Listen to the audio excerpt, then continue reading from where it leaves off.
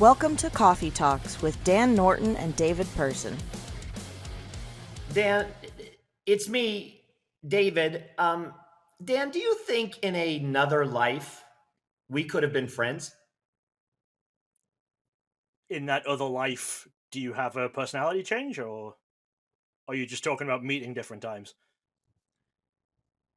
I don't know. I mean, I guess it's open to interpretation. I just felt like, in some ways we have some things in common. And I just thought, maybe at a different time, a different place, a different generation, a different spec in that hole they go into that they don't know if it exists in space or something, we could actually have been friends. Potentially. There are definitely possibilities where we could have been enemies. There's a lot of ways that could have happened. Well, that's good to know, Dan. Yeah. Thank you. You've brightened my day just by the answer, despite all of its Yep. limitations. Yep. Dan, we got a question. We're diving right in. Here's what's happening, Dan. I'm so darn tired. I hate to admit it. I don't like to admit it. Okay. I was driving in the car today, and we had to go to do something. And I said to my wife, "I like to seem invincible, but the reality is, if you wake up with a brain fog or something, and you're just tired, you're just tired. There's not much you can do. You just plow on through it. And you do the best you can." So here we are. We've agreed to meet again at no compensation for me, and at potentially the increase or loss of subscribers for you. But we had a comment from someone. It might have been Craig. I never know inherently, I but think it was usually Craig. there's a few people. Okay, Craig. Yeah. And he said, you know what? When we were talking about trainer decks as opposed to mini sets, because somebody might argue a trainer deck is in fact a mini set, but we were talking about the Double Crisis set, and we were talking about the Dragon Vault set as sets that came just in booster packs, but were mini sets. Yeah.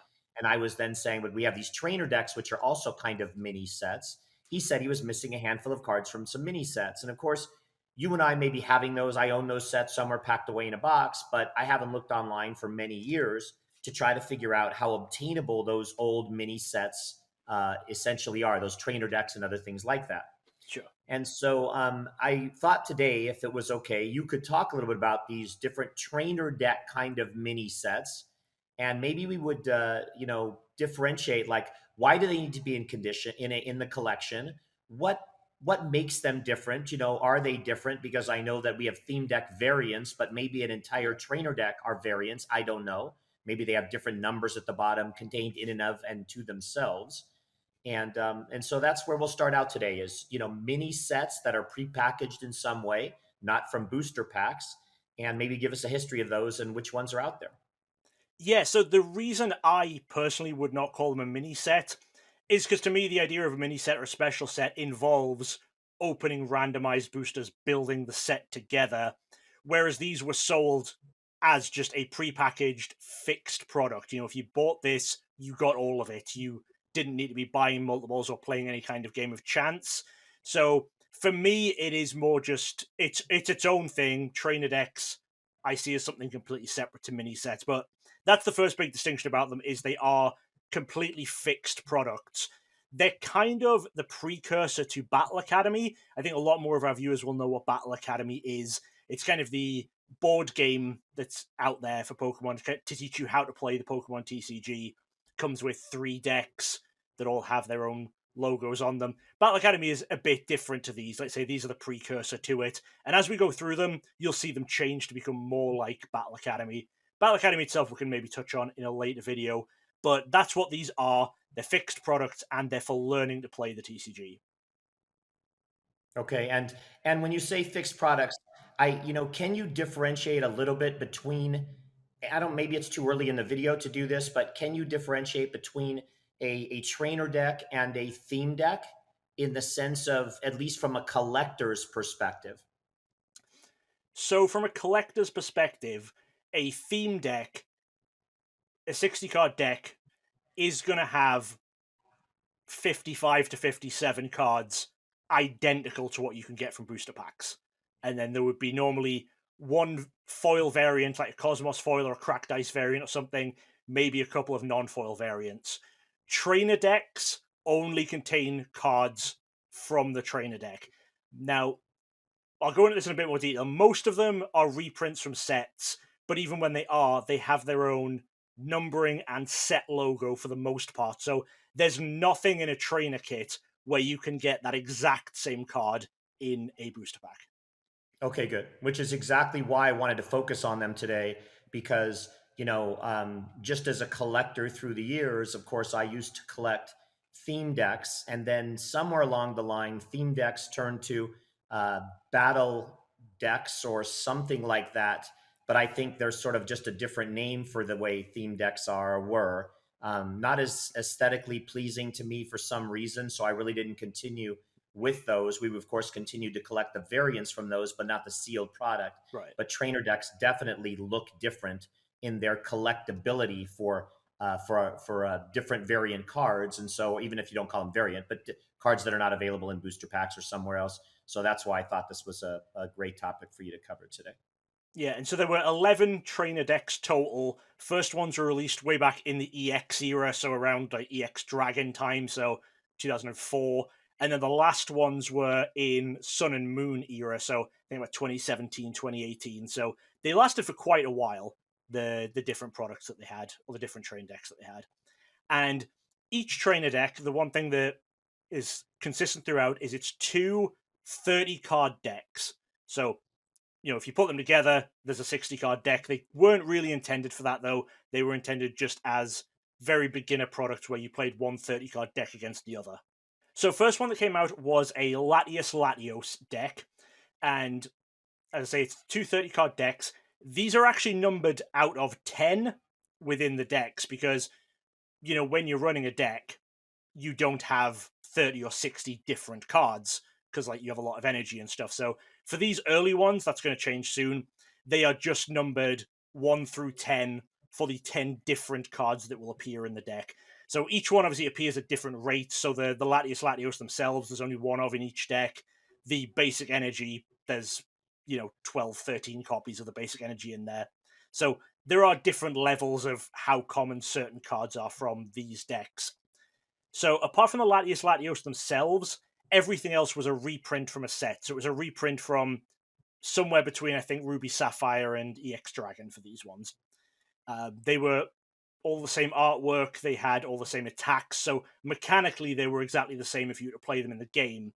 There were different layouts. How they changed the EX layout a bit later on. They took the E's and the dot codes and stuff off.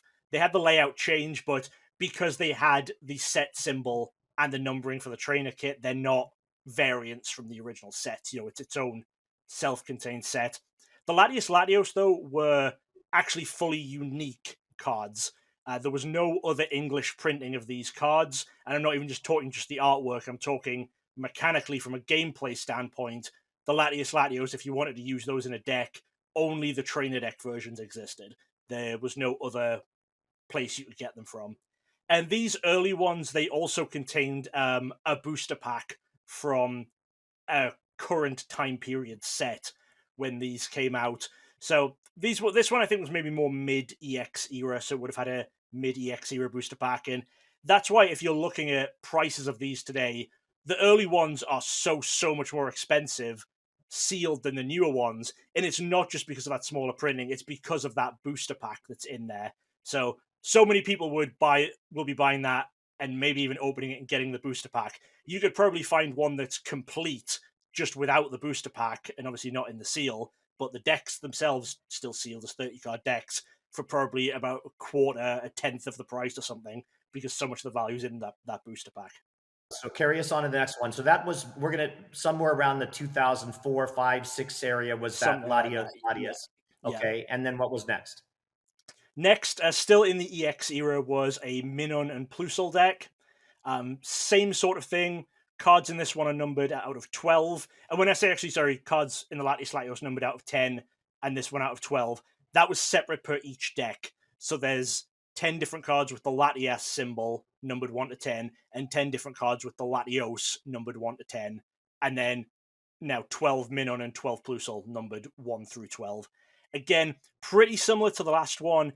Everything is a reprint from a set apart from the Minun and Plusle themselves, which they'd previously been obviously Japanese releases. They were Japanese promos, but they were mechanically unique again to this deck. So Dan, There's one that's in my mind, and I think that Rusty was kind enough to send me some variants from it at a certain point in time. And I'm just curious if This is not that. so the Master Trainer kit Yeah, thing, is that's that, are we not covering that today? Does it not fit what we're doing today? Is it still coming no. up in what we're doing? It's not coming up today because it was a different kind of thing. That was a bit more of an advanced product. There's a lot of stuff going on with that one that I definitely think we should do a video on that at some point, but it doesn't really fit with the trainer deck thing for a start, unless you bought the big sealed fancy box that they released later. It wasn't a 2-player deck, it was a 1-player deck. It's the only product I think ever Pokemon had that had cards in it, I think, to set it up for a 2v2 battle, or it had sideboard cards or something like that. There's a lot more to talk about with that one that makes it very different from the trainer decks that we're talking about today. So we'll cover that one in a future video, but we're not going to bring that up today. Okay, so in what you're bringing up today, though, I'm just trying to understand the naming methodology. Like, I remember that was some kind of like EX or Master Trainer kit, and then you're sort of covering. I think you're covering trainer kits today. Are these called? Are these all sort of called trainer kits? That's what I'm trying to understand. So the two decks you're thinking of, it was a Blaziken deck and a God of War deck. They had 60 card decks, plus they also had a competitive sideboard kit, which is something that Pokemon doesn't use and is never actually used in competitive play, which is between games. If you play a best of 3, the idea of a sideboard is between games 1 and 2, you can change cards in and out of your deck. A lot of other games use it, Pokemon doesn't, but these products had that as a testing thing. They had extra cards set up for 2-on-2 battling. They were first released in it was called a Battle Stadium, was the original release, which had both of these decks in it, plus all the sideboard stuff. And then they were re-released separately as EX Master Trainer decks. So those were trainer decks or master trainer decks. These are trainer kits, Okay, is the all naming right. Now that convention helps behind it. just to try to understand. Okay, all right. And all of these products are actually called trainer kit. It's on the packaging. So those were the two from the EX era. The next one was from Diamond and Pearl, and it was a Lucario Manaphy deck. This one, the cards were all reprints from sets, including the Manaphy and Lucario. They weren't mechanically unique, but they did have exclusive artwork. And that artwork was actually English exclusive. There's no Japanese equivalent card that uses that specific artwork of the Manaphy or the Lucario. So that's a really nice thing for that set, is you're getting some completely unique artwork that's never appeared anywhere else. So that on the case of that one, it was the Lucario deck is numbered out of 11. The Manaphy deck is numbered out of 12. Weirdly, every Riolu in the Lucario deck is misprinted and says number 6 out of 61, which is just a kind of funny thing. That's something that only happens in the English version as well. I guess I should say, when I say that it's an English exclusive artwork, it's an outside of Japan exclusive artwork. There were other languages that these get printed in, other European languages often get the same products, like French, German, etc. But the error on the Riolu, I believe, only happens in the English language version. But Okay. again, pretty similar kind of thing. Next, we have the HGSS one, and this is where it really changes. It shifts quite a lot. So this is a Gyarados Raichu deck. Again, most of the cards are complete reprints from sets. The Gyarados Raichu, again, they're reprints from the HGSS base set, but with new exclusive artwork that has never appeared outside of Japan. The difference is, instead of these being numbered, 1 to 10, 1 to 12, the decks themselves are actually numbered 1 to 30. So even repeating cards have different numbers. So there's, say, 12 different water energy in the Gyarados deck. They're all going to have different numbers. So it is a full 30 card set, and the Raichu will be another 30 card set. And this time now, the Gyarados and Raichu get 2 copies per deck. They get 1 non-foil and 1 foil. The reason for this is the booklets that came with it. I said this is a start to play thing, really teaching you how to play. One thing it did was it would run you through a test game where basically it told you exactly what moves to make, just that you're holding the cards and you're following the instructions so you can really see how you're going. And to do that, it had to fix what cards you were going to get. So the easiest way to do it is, if you want to play through the demo game, you put the cards in 1 to 30 order. So you draw your first 7 for your turn off the start of the game. That's cards 1 through 7. The game knows you're drawing card 8 next turn, just so it progresses the game and teaches you how to do it. So if you actually look at the list of 30, it looks like it's all just muddled up. Like I think the 2 Gyarados is a number like 15 and 30, and the Water Ends you're all just spread through the deck, and trainers are everywhere. But that's because it is helping you through that demo game. And that's something that's continued, I'll say, all the way on to the end of the trainer kits, is they have that numbering system because of these starter games that it teaches you how to play and basically runs you through it. Oh, that's great. Fantastic and very smart. And not only smart for the players and the company, but really cool from a collector's perspective to again know the nostalgia and the rationale behind that, because I would have never known why they were all muddled up and out of order. Yeah. I mean, aesthetically in a binder, like I say, it looks very weird. Once you know the reasoning, it makes total sense. Yeah. Next on from that is the black and white trainer kit, which is Excadrill Zoroark. Again, very similar, numbered 1 to 30 in each side. Exclusive artwork on the Excadrill and Zoroark, and Excadrill and Zoroark coming in foil and non-foil. Nothing else really changed with that one. It's pretty much follows on. Then moving to the XY era. First one of the XY era is Sylveon Noivern. Now, one big thing is that this is the first one that no longer contains a booster pack. So everyone before this will contain a booster pack. This one doesn't. I believe that was to keep costs down when they were initially selling it, because, like say, they wanted this to be the absolute level 1 of getting into Pokemon. To compare with the Battle Academy, again, if you go to a Target or something, Battle Academies are not with the Pokemon card section, they're in the board game section.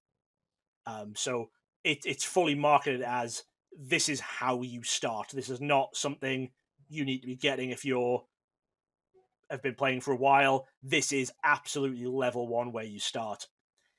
Interestingly, so the Noivern, again, was not a print from a set. It was a Japanese Black Star promo that had been brought over for this one. The Sylveon, I guess if you wanted to play the Noivern in a competitive deck, you had to buy this, but none of these cards were built to be competitive. The Sylveon had an English Black Star promo release before this one, but the card never actually got translated to Japanese until a year after this came out. So for a year, there was the Sylveon that was legal in formats, legal in standard format in games, but Japan had no equivalent of it. There's only a very, very small number of times where something has been legal elsewhere in the world that isn't legal in Japan. It's normally that Japan has everything, and then we get like a chopped down version of what Japan gets, especially in the promos. The only like recent examples are, like the On the Ball promos that they did for the World Cup in 2020.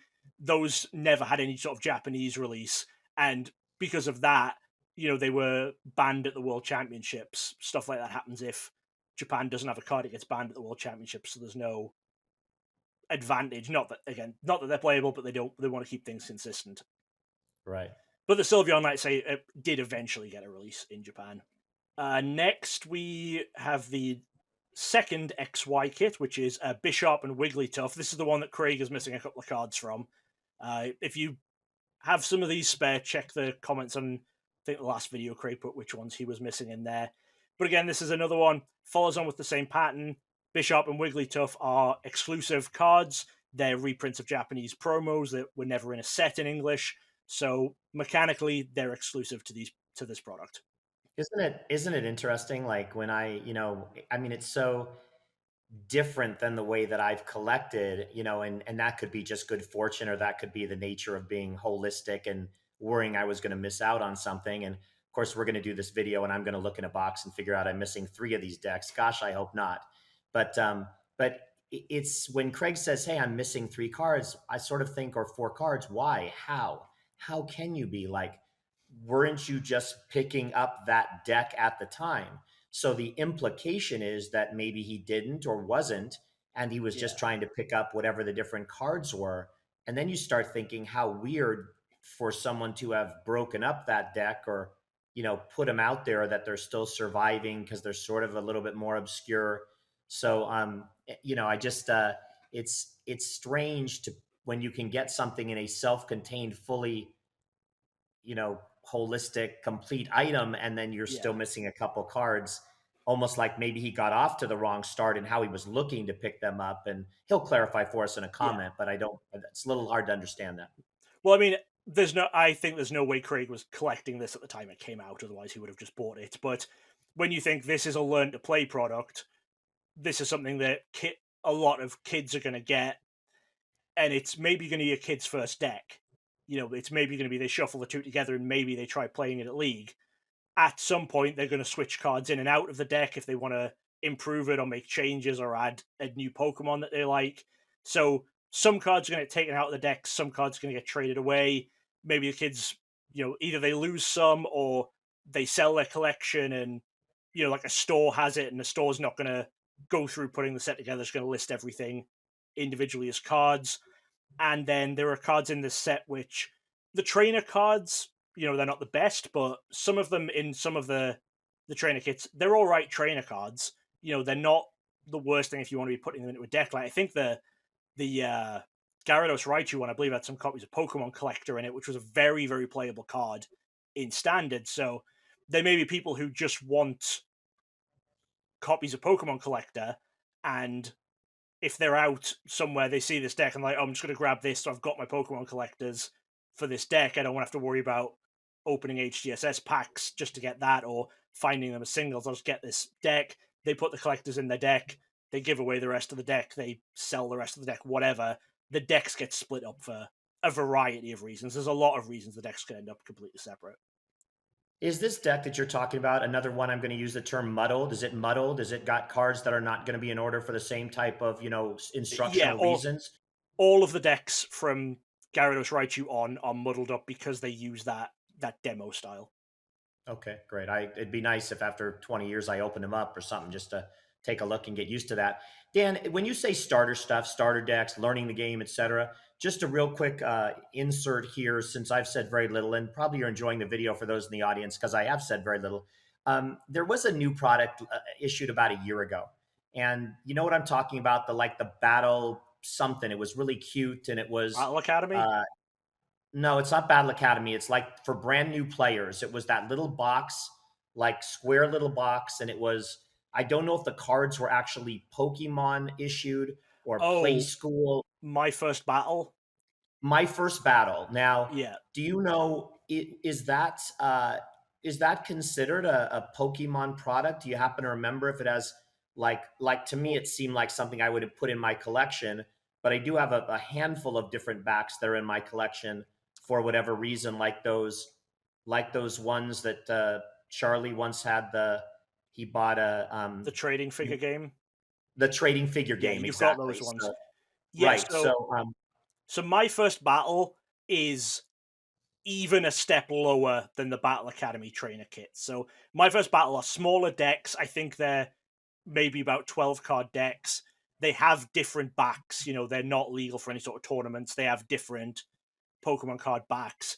And there was 2 products released, I think, and it was a Bulbasaur, Charmander, Squirtle, Pikachu with the 4 decks across the 2 box. I don't remember which was paired with which, but those are kind of like, I think those are more, you have a very young child who maybe doesn't even grasp the concept of card gaming yet. So that's kind of just I think you can play that without really knowing how to read the My First Battle. It's so basic in just, it's teaching you the idea of drawing a hand of cards, shuffling your deck, that kind of thing. It's that most absolute base level card game mechanics. And then trainer kits and battle academies are more, I want to learn how to play Pokemon. My First Battle isn't really teaching you how to play the Pokemon TCG. It's teaching you the fundamental basics of card gaming using Pokemon. And with introducing you to the characters and some of the other things. So, that kind of thing, yeah. And then yeah. Battle Academy and Trainer Kits are more when you actually start wanting to play games properly, this is your next step. Okay. So anyway, back onto the where we were with the kits. The third XY one was Latios Latios again. Pretty similar, not much has changed. Exclusive cards, the Latios Latios were translated from Japanese, especially for this product. So the artwork, the mechanically unique cards, etc., foil and non-foil versions, same as most of the recent ones. And then XY Training Kit 4 is another pretty similar thing. All of that stuff's the same, but the character on the front, it's Pikachu Libre and Suicune. So Pikachu Libre is Pikachu dressed as a wrestler. Now, again, this was already a promo card in Japan, but this one I think is popular with a lot of people. And this one is one where, as you talk about it, this deck will get split up because the amount of people who want a Pikachu Libre card is way higher than the amount of people who want to own this whole deck. You know, there are so many people who will buy it just for the Pikachu Libre card. There's probably a ton of people grade the Pikachu Libre card because while we talk about everything in these decks is technically unique, that is unique to like Pikachu collectors. You know, that's we don't have to get down to the weeds of like how me and you collect to say that that's unique. For people to go, oh, this is Pikachu dressed as a wrestler. That's something completely different. Right. Right. That's very cool. I don't know that I've ever seen that card. I've always wondered what the Libre meant, and so I will have to go on eBay or somewhere and just try to take a look, or maybe I'll put an image in our video and I'll actually watch one of our videos as well. I don't. I mean, I'll have images of all of this stuff, but I said to you when we talked about trainer kits, when I came to your house, like I think about a year and a half ago, maybe 2 years at this point, one of the things I did was I found a binder that had all of the trainer kits in for, I think it was the first EX one up to maybe the black and white one. And then I gave you a list of the others and I was like, I can't find these open in any of your binders. And you got back to me a month later and went, I've confirmed it. I have them all sealed. I've still never seen them, but you've told me that you have them sealed. So as long as you haven't sold them, they are somewhere in your house. Yes, they're still there. I promise. I promise. I know Pikachu Libre deck for sure is there because I always remember fondly the colors of the front of it, very bright, stripes of colors and things like that. So yeah. So the next one was into the start of the Sun and Moon era, and this was a Lycanroc, Alolan Raichu deck. Again, numbered out of 30. Interestingly, in this one, the Raichu was a fully exclusive card to English. You know, the way I said that the Sylveon was initially and got reprinted later, the Raichu was a similar deal. It did get printed in Japan, I think, a lot quicker than the Sylveon did. I think it was maybe just a couple of months, but that one started out as an English exclusive card as well. And yep, Lycanroc there also translated from a promo rather than being a set reprint. And we're at the final one, and I hate this next product. So wait. You can't. So whatever you do with respect to this product, and I mean, if you hate it to death, it cannot be more hated than Battle Academies, just because that is the product of all products that sits in warehouses and people like my houses that I love because it has, 90 or maybe even 180 different cards, unique cards, 180 different unique cards. But no one else likes it. So how much worse can you hate this product than everybody in the Pokemon worlds hate Battle Academies? Right, pulling you up on a couple of things there. So one, the reason I want to talk about hating this product is kind of a similar thing to a bit of an issue I had with Battle Academy, but this one is way worse. And also, the target audience for Battle Academy do not hate Battle Academy.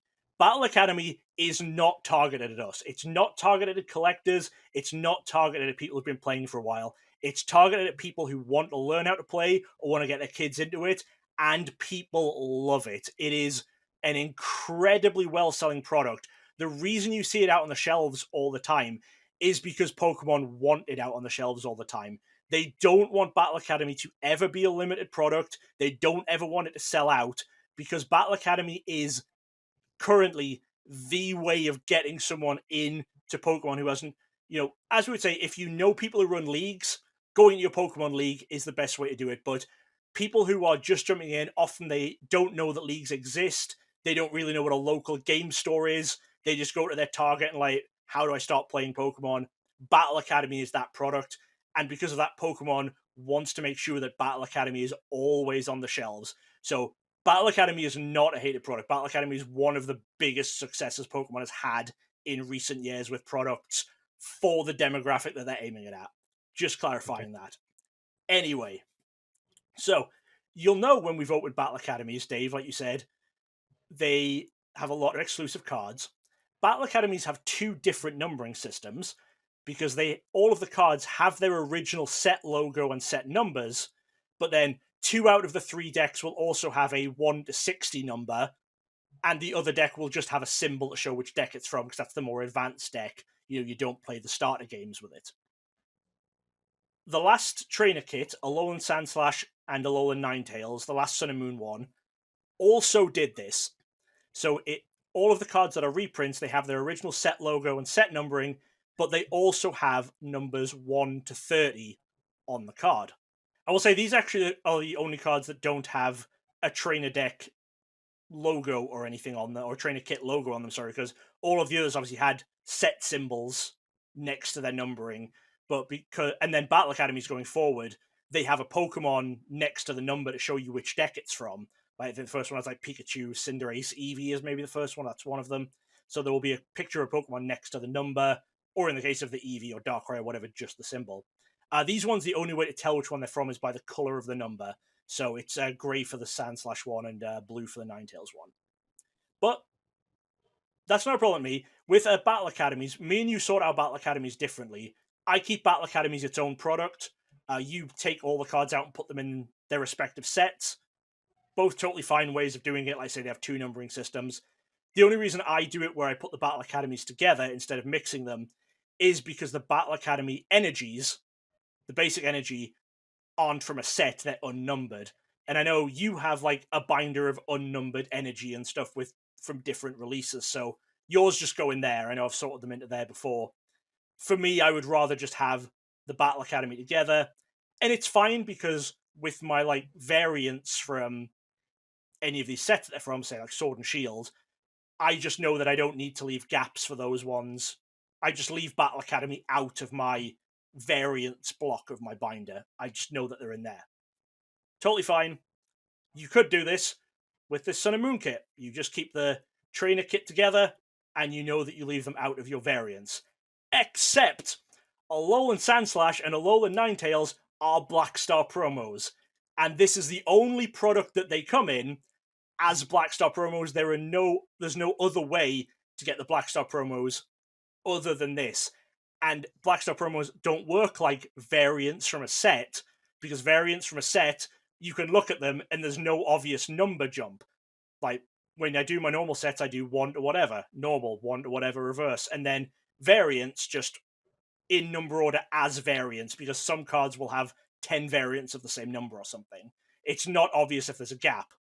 In the Sun and Moon Black Star promo binder, if you have put these cards together as a trainer kit in like your trainer kit binder, there's an obvious 2-card gap in your Black Star promos, which is where it really annoys me. Really, the optimal way to do it, I think, is you take the hollow versions of the Sandslash Ninetales and you put those in your Black Star promo binder, because those are both number 30, and the non-foil versions, which are numbers like, I think, was it 16 and 17 from the respective sets, you put those with your trainer kits, so your trainer kits run 1 through 29 with no gaps, and your Black Star promos have gaps. But it just really, really irritated me. I think in the end, I just bought 2 copies of this deck, because they were $10 each at the time. $10 was fine for me to say, I'm just going to have an extra set of the Black Star promos, because it's just going to bug me either way if I don't. Which is another reason these decks might get broken up, because a lot of people will want the Black Star promos but not care about the others, including me.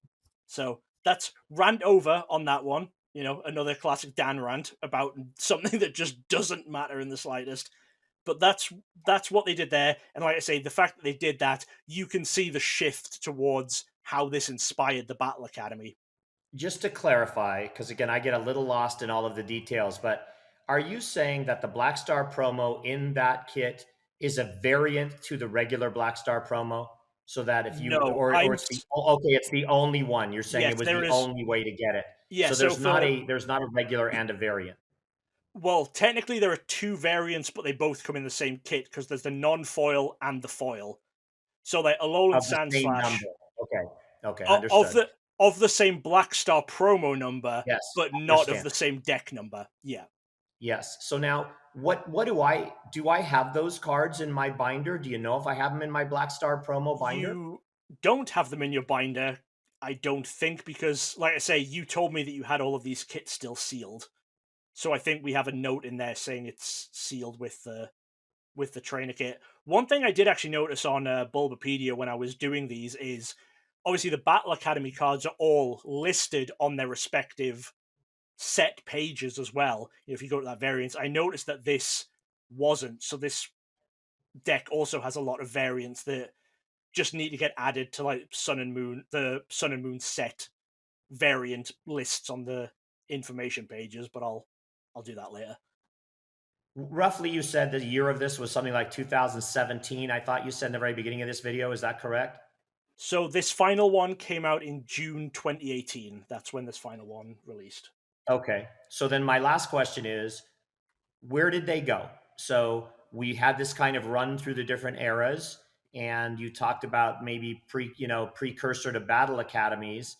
Is that how you see it? I mean, is that really where what these things ultimately turned into? Was there any other product between these and this kind of transition to battle academies for those that were interested, so to speak, in learning the game? No, so the first Battle Academy came out June 2020, so it was 2 years after the last trainer kit. But I think this last trainer kit, I believe, was in stores for the majority of that time. Like these trainer kits, like the Battle Academies, they were never a one and done print run. This was a thing that you could keep getting from distributors for at least until the next one came out. So I think for most of that 2 year period, you would be able to get this trainer kit if you wanted to. Okay. And I will clarify. And look, I don't mind when you correct me because it's really you're just one of everyone in my life that corrects me, and that's the reason I basically feel like I'm alive to be corrected, so that I can find out each and every day what I do wrong and how I can improve myself sometime between now and my imminent death.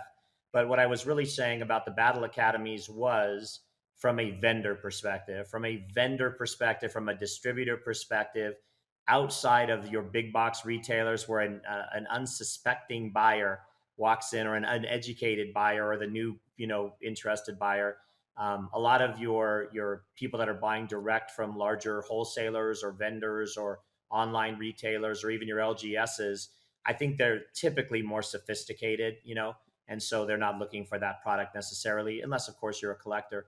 So this is the kind of product that when I hear and I watch videos of these vendors that have to buy a bunch of stuff from their distributors to get the good stuff, they end up getting often stuck with many, many boxes and cartons and cases of battle academies, because again, the more sophisticated folks that typically would buy from them are not as interested in this product. That's all I meant to say. Yeah. I I think the think product from is tremendously cool, especially because for all you get in there, for a 25 $30 product, whatever it is, you're getting beautiful packaging, you're getting a nice board for the board game, you're getting instructions and all that stuff.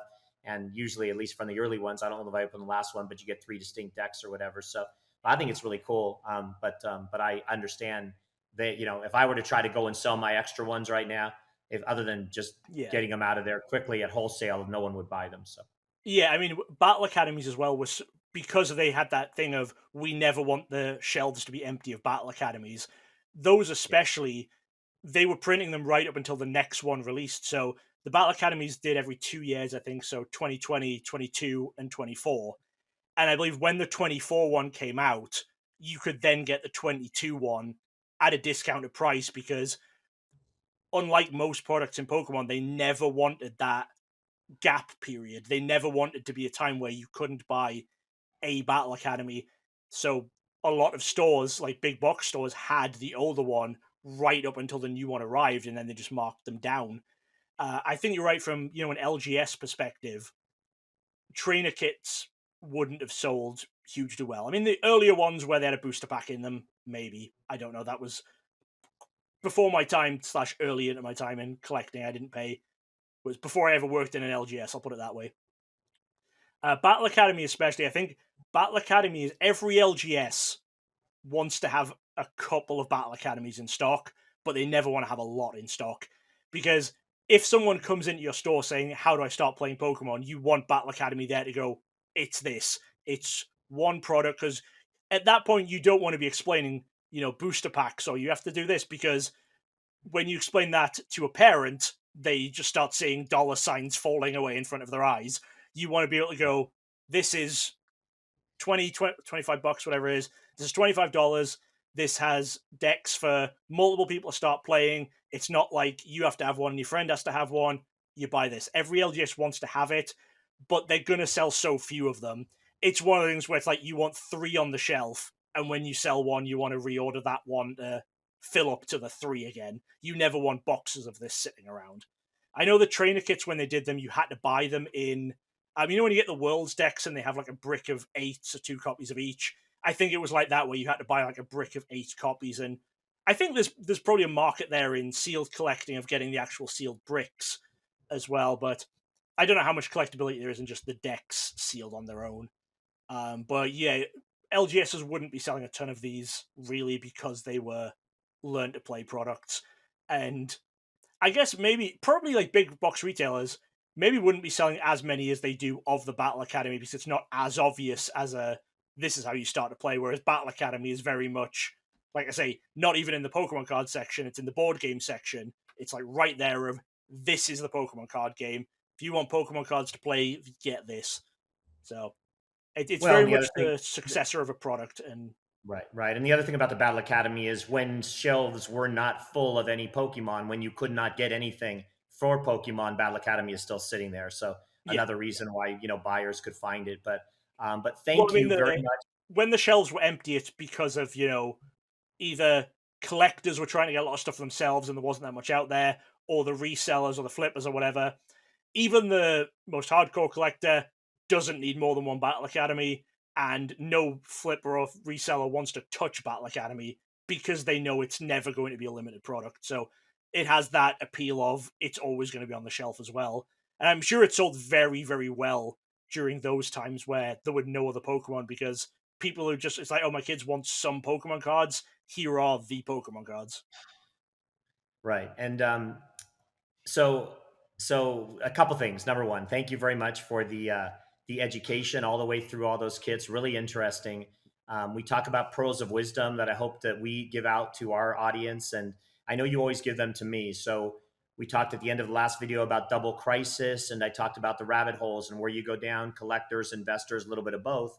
So I talked about putting out on the internet, eBay, whatever, searches, that you could kind of save, and maybe they alert you to those blister packs, or there's booster packs coming available for Double Crisis. We said there was something out there for $750. Dan had alluded to some being sold at $400 to $500. Fun to keep an eye on those, put searches out there. And I'm going to do the same thing. I'm going to do the same thing today. Based on this, I'm going to go over, when I watch this video again, I'm going to assimilate. And you might say, well, David, why do you mean when you watch it again? Because guys, I don't, unfortunately, due to technology, I hear about half of what Dan says. I'm just being honest with you. And we do this more for you. And I can watch it again tomorrow, so I'll hear all of it. And that's all that's important. So I'll watch all of it again. Also, wait, Dan, wait, let me finish. All right. I will understand exactly what it is that he said. I will figure out how I like some of these EX trainer kits or other trainer kits, or these named trainer kits characters different than others. Maybe they've got something more collectible inside. And I will start going out and pursuing what's out there still sealed and available. And I will try to see if I think something might be a good investment, because of the things Craig said of not having certain cards, because of the things Dan said as far as, something different availability or different Black Star promos inside. And I might look for those listings and then try to make some offers as well. So I encourage you guys to do the same thing, and we can collaborate amongst each other. You're welcome to call Dan or I. Don't call us, because I don't take any calls and Dan takes too many, but maybe just text or message us and we can find out and talk about, hey, what might be a good price, or what are you guys seeing, etc. But always glad to help you guys in that endeavor on the investing side as well, because I think that makes the collecting even that much more fun when you can speculate about this hobby continuing to grow and looking out in a few more years and saying, I'm going to be really happy I own these when no one else even remembers what they were. Go ahead, Dan. Well, first thing I was going to say is, even if you heard every word I said clearly, you wouldn't know what I was talking about until I put the pictures in later. You need the pictures to know what you're looking at. I appreciate that. Yeah. And also, investing advice. Dave will help you with investing advice. Don't come to me for investing advice, because if you ask me for advice on investing in Pokemon cards, I will say don't. Collect Pokemon cards, don't invest in them. That's right. If you will talk to Dan about it, he will tell you something. You've spent your income on something you enjoyed. As a collector, enjoy it. That's it. Stop. You don't need to go any more depth to that, okay? So Dan, thank you. Again, Dan keeps me honest on the recording side. It's not a perfect science, but we're doing the best we can to try to be regular and routine outside of that, for you guys outside of my stomach, which isn't. Actually, Dan's isn't either when you think about it. And that's why we stay away from lactose type of beverages. Dan, I'm done. You're going to have a great rest of your Sunday or whatever. And we'll see this video on Monday with a bunch of pictures. Yeah. And I'm going to jump in. Just very last thing to say on the success of Battle Academy. The first one, the 2021, actually won Game of the Year from the Toy Association at the 2021 awards. So very, very successful for what it was. Yeah, I love it. All right. Well, that's us for today. We'll see you again, hopefully tomorrow. Sorry about the 1 day gap that we had, but David was busy. All right. Bye-bye, guys. Bye. Thanks for listening to Coffee Talks with Dan Norton and David Person, with music by More Than Never and artwork by Lore Norton. A special thanks to all our Patreon members. Join us again next time. But they don't want you to have a